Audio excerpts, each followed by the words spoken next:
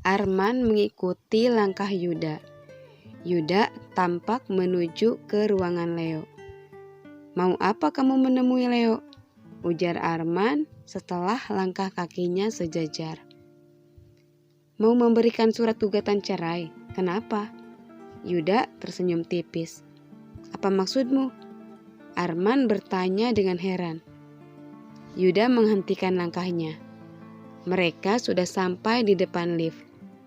Lalu mereka masuk ke dalam lift. Hanya ada mereka berdua di sana. "Apa yang ingin kamu tahu? Bukankah kamu teman baik Vira?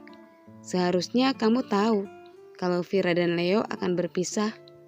Yuda tersenyum tipis, seolah mengejek Arman.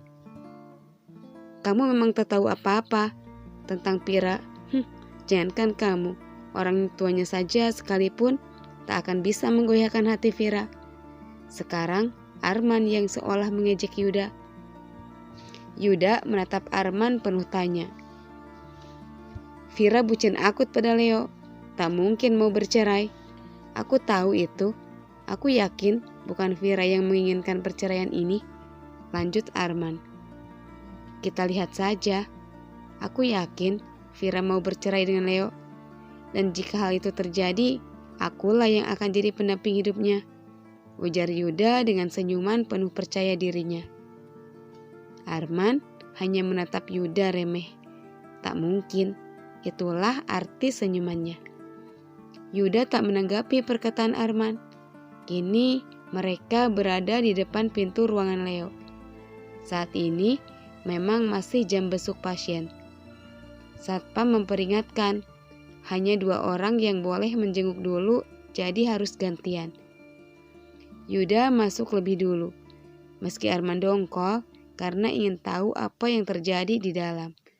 Akhirnya Arman kembali menunggu di ruang tunggu. "Mas Yuda?" sapa Vira saat melihat Yuda masuk. "Apa kabar, Vir?" sapanya sambil mengulurkan tangannya. Baik." Vira tersenyum. Leo melirik sedikit dengan tidak suka. Bagaimanapun, Yuda adalah saingannya sejak dulu. "Semoga lekas sembuh ya, Le." Yuda tersenyum. "Terima kasih." Leo menjawab dengan datar. "Vira, bisa kita bicara sebentar? Ada hal penting yang ingin aku sampaikan sama kamu."